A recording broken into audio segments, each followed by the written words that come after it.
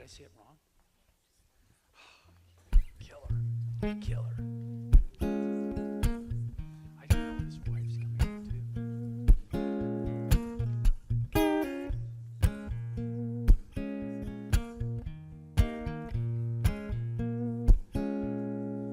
Well, I believe that this here natural man ain't nothing but a slave to sin. And what's more, ain't nothing I can do to pull me from the mess I'm in. Doom and gloom from womb to tomb when I contemplate my plight. But I believe in the very heart of me, Lord Jesus came to set things right. Lord Jesus came to set things right. He said, lay down that weary burden, child. Lay down that heavy load. The lust of the flesh and the pride of life, they got you walking that lonesome road. I heard that word, my soul was stirred, and I saw with new eyes too. So I'm going down to the river for to be baptized. When I come up from that water, gonna be brand new. I'm gonna rise from that water brand new. I'm here to testify. I'm here to testify. I'm here to testify that Jesus is alive.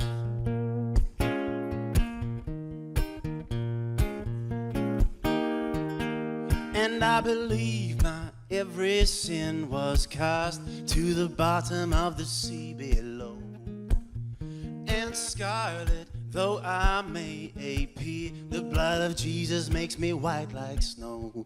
And I'm proud to boast to the uttermost, Jesus completely saves. My life is hid with Christ in God. I'm dead and buried in that water grave. I'm dead and buried in that water grave. I'm here to testify. I'm here to testify. I'm here to testify that Jesus is alive.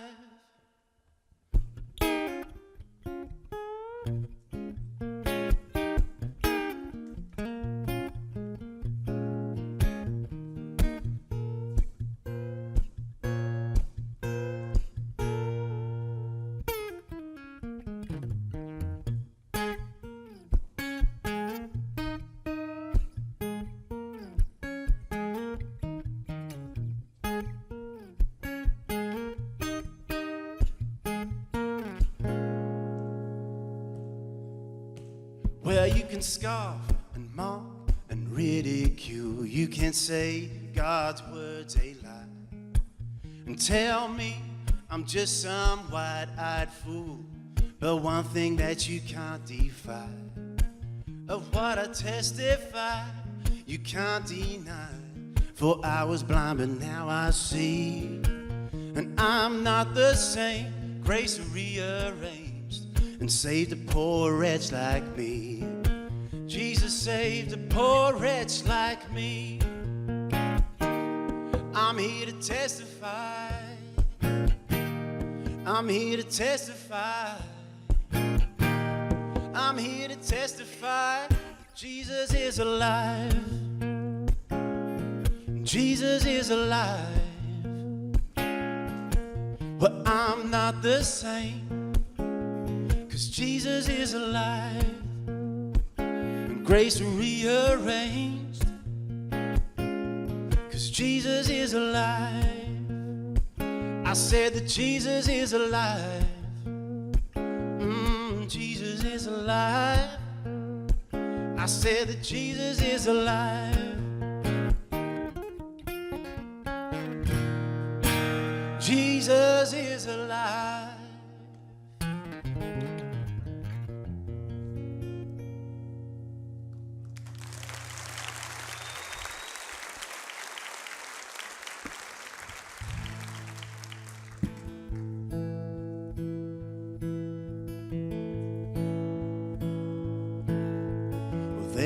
pulse, a distant drum, deep down inside of everyone. When you hear it, steady, strong, it makes you move, it makes you long.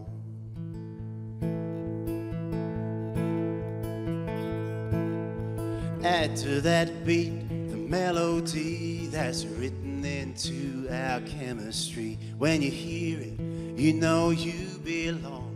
It's like you've always known that song. It's in the roar of a crashing wave. It's in the love that we all crave. It's in the stars that shimmer silently while screaming. It's knowing you weren't born to die. It's knowing wrong from right. It's a song that has no end and no beginning. And once you've heard it, you can't keep from singing.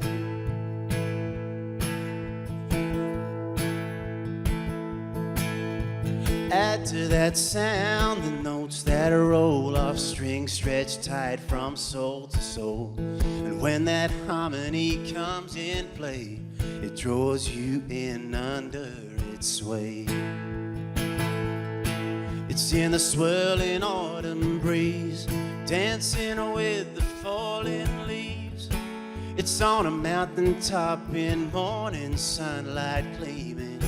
It's in the guilt of our own greed, in a world so full of need. And it's a song that has no end and no beginning.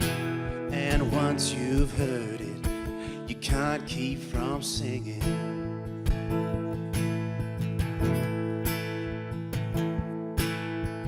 This is the reason why you were born, to be that song, to be that song. It's not enough just to sing along. The singer and the song have gotta be one. The singer and the song have gotta be one. The singer and the song have gotta be one. The singer and the song have gotta be one. The singer's got to become a song. It's in the search for something more. It's being certain when unsure. It's knowing love is what keeps this disco ball spinning. It's knowing hunger should be fed. It's being careful how you tread. And it's a song that has no end and no beginning. And once you've heard it, you can't keep from singing.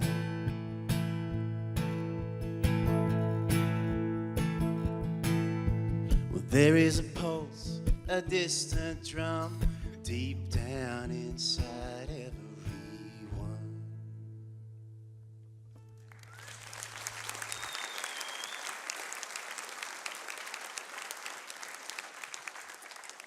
Well, hi there. As Casey mentioned, my name is Josh Cunningham. And the song I just shared with you, that's really the story of my own personal experience. But I have more than a suspicion that it's not just my own personal experience. It's not something that's unique or peculiar to me. I think it's the song of every human experience. I think that there are times in life as we journey through that we stumble across clues. And these clues are things that alert us to the idea, at least the suspicion, and sometimes the deep conviction that there is something more to our experience here on earth. It's not just 70 years of the things we do and the life we live, and then it's returning to the dust and there's nothing more. That's into the story.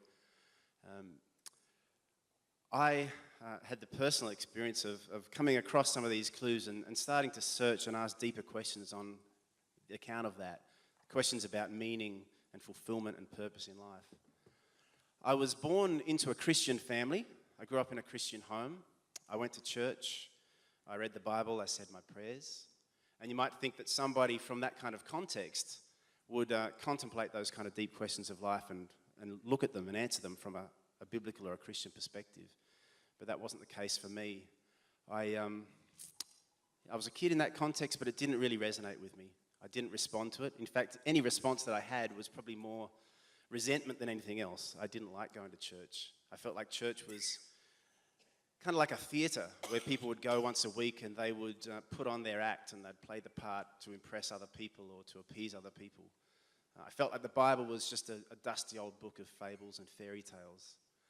And prayer was the weirdest one of all. To me, prayer just felt like I was speaking words out into the open air to something or somebody that I was told was real but seemed kind of imaginary and false to me.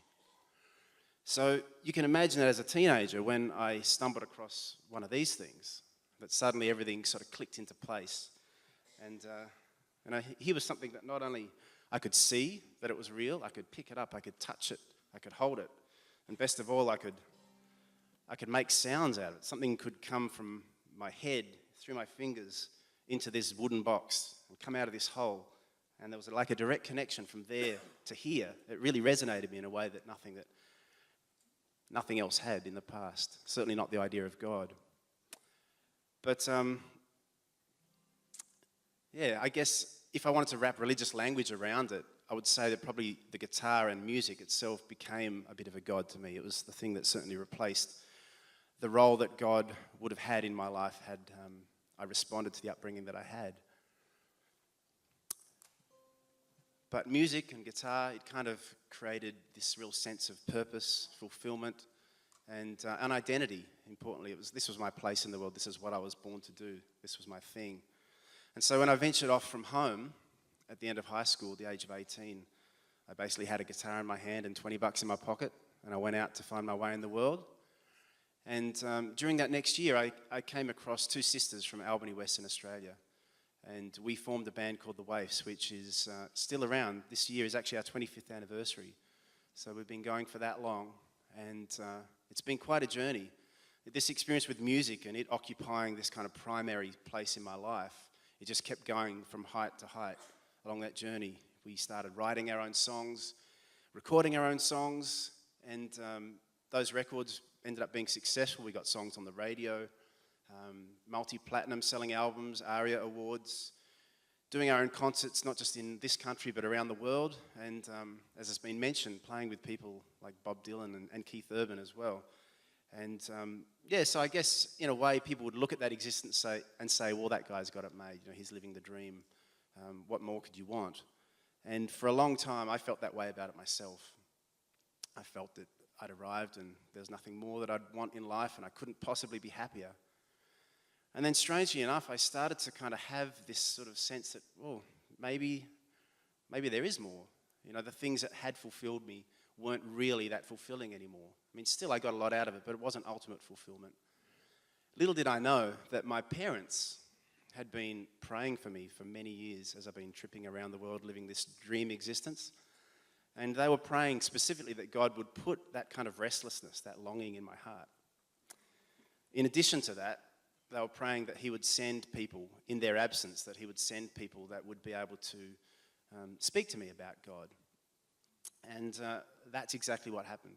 I started having these random chance encounters with people as I'm traveling around touring the world, and specifically in the United States. And people would be speaking to me about God in various ways, just unexpectedly, just come across people in different contexts. And the consistent thing was always this spiritual theme to conversations. And my mind was becoming more open to it. Initially, I probably didn't think much of it. And then I started thinking, well, this is kind of coincidental. That's strange. Another one of those conversations. But eventually, they became more frequent. They became deeper and more profound. And my interest in spiritual things was growing. Well, this whole sequence of events culminated in November of 2005. I was on a plane from Chicago, Illinois to Denver, Colorado, and it was Thanksgiving. And I just happened to be seated next to a young lady on the plane. And without provocation, she started to tell me about God, about her faith in God, about the fulfillment and the answer to all those big questions of life. I'd been kind of detecting clues. The song I just sang, it referred to, the majestic kind of mountaintop in the morning sunlight, or the mighty roar of the powerful ocean as the waves crash on the shore, or the vast expanse of the heavens above. Those things are great clues, but the thing that was really eating away at me was this intuitive internal sense within my heart that there was something more, that fulfillment wasn't to be found ultimately in the things that had been fulfilling me. And this girl started speaking to those very things. She was telling me information and details, but most of all. She was telling me her personal experience. And I sensed something in her, quite apart from the compelling, persuasive reasons for faith that she shared with me. I sensed something in her that was the thing that I was looking for. There was a peace. There was a love. There was a calmness. And there was, a peace of mind, a peace of heart that she had found the ultimate answers to all those questions that I was struggling with and that we all struggle with. So she looks at me after I told her. I was compelled to tell her, well, this is very strange that I'd be having this conversation because I'm having a lot of these lately. And she looked me squarely in the eye and said, well, Josh, I don't believe it's a coincidence. I think God is really trying to reach into your life and to invite you to have a personal relationship with him. And I do believe that you're going to find the answers and the meaning that you're looking for when you make that decision. So how about it? Don't you think it's time that you opened your heart to God? Well, this was quite the experience for me. My heart was actually racing. I didn't do it then and there immediately on the plane, but I went to my hotel room in Denver, Colorado that night, and my heart was racing. There was something stirring. There was some new experience, something that I hadn't felt before. And I knelt down by my bed. When I was a little kid, I used to do this all the time, and I'd pray to this imaginary idea, which is all it was then. But I had this real sense, this real almost confidence that what I was praying to and who I was praying to was actually real and personal. And just like this girl had said, he was inviting me into a relationship with him. The Bible talks about the fact that God has put eternity in the hearts of every person. And I believe that that's what this longing, this yearning, this questing that I had was. And I believe that he's the answer to that longing as well. The scriptures also describe Jesus as the light of the world. And as the light that lightens everybody that comes into the world. And about a week after that experience, I wrote this song, which is called The Light of the World, and I'd like to share it with you now. And it's not just a chronicling of my personal story, but it's also an invitation to anybody here who may be, as I was, maybe going to church and going through the motions and not really having it be a real experience for them. Maybe there are people here who are looking, they're on the same journey I was. They're not really thinking about God, but they've got a sense, an intuitive sense that there's something more. And maybe somebody invited you along here to kind of look for answers. And I just want to encourage you, whatever context you're in, that opening yourself up to Jesus, the light of the world, is the only way to find true fulfillment.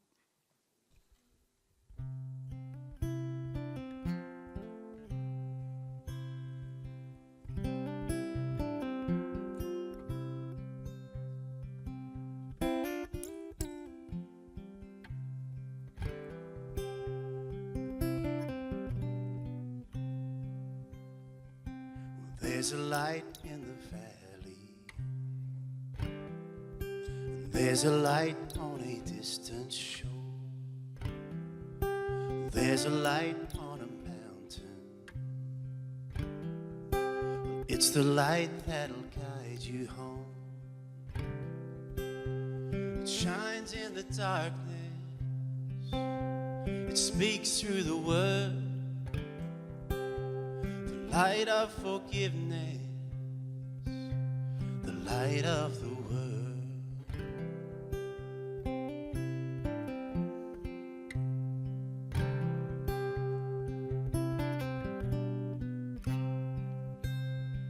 Well, I was lost in a valley,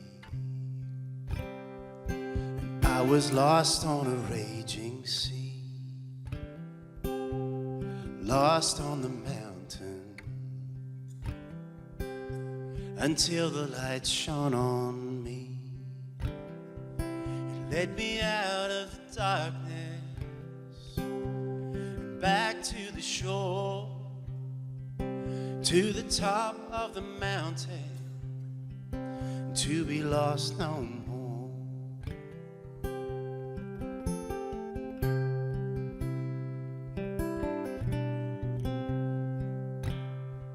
Well, it's the light of redemption,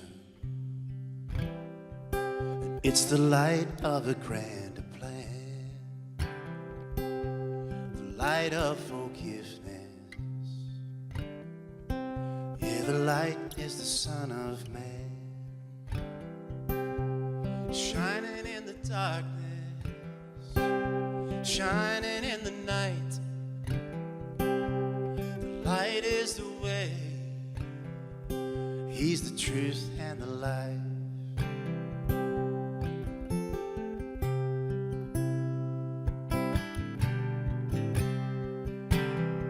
So won't you join with me, brother? And won't you take me by the hand? And we'll follow together until we get to the promised land. Join with me, sister, sing my song. We'll follow together until this journey's done. Shining in the darkness, speaking through the word, the light of forgiveness, the light of the world. Light of the world, the light of the world. He's the light of the world.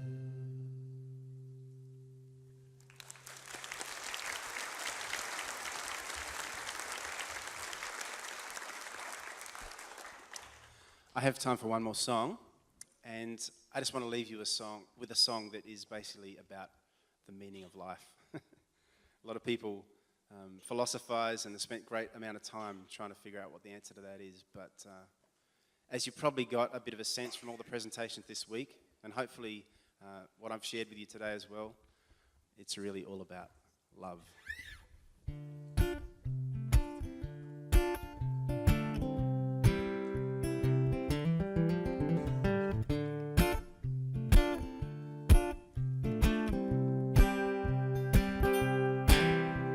Well, 40 years ago I came into this world, a helpless, hungry child. 40 years of crying, 40 years of trying to understand the reason why. I was beaten and bruised, bloodied and used in a ditch by the cold roadside. When a stranger came, put love on my pain, said go now and do likewise. I was born to love. I was born to love. There ain't no doubt, got it all figured out. I was born to love. Well, love is the force that steers the course, and everybody marches in time. You can gain the whole world, but if you ain't got love, your treasure ain't worth a dime. Well, everybody needed, everybody wanted, everybody trying to make it stay. But love's not something you just hold on to. You were born to give love away. You were born to love. You were born to love. There ain't no doubt, got it all figured out. You were born to love.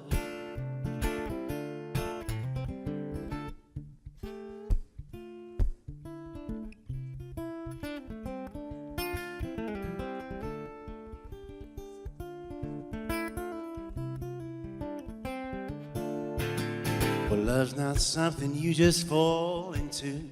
It's a choice that you've got to make. You can't legislate it, manipulate it. Only love causes love to wake. But to lay down your life for somebody else is the greatest love that could ever be shown. At the end of the trail, love never fails, 'cause love never seeks its own. You were born to love. I was born to love. There ain't no doubt, got it all figured out. There ain't no doubt, got it all figured out. There ain't no doubt, got it all figured out. We were born to love. Amen. Go out there and live and share love.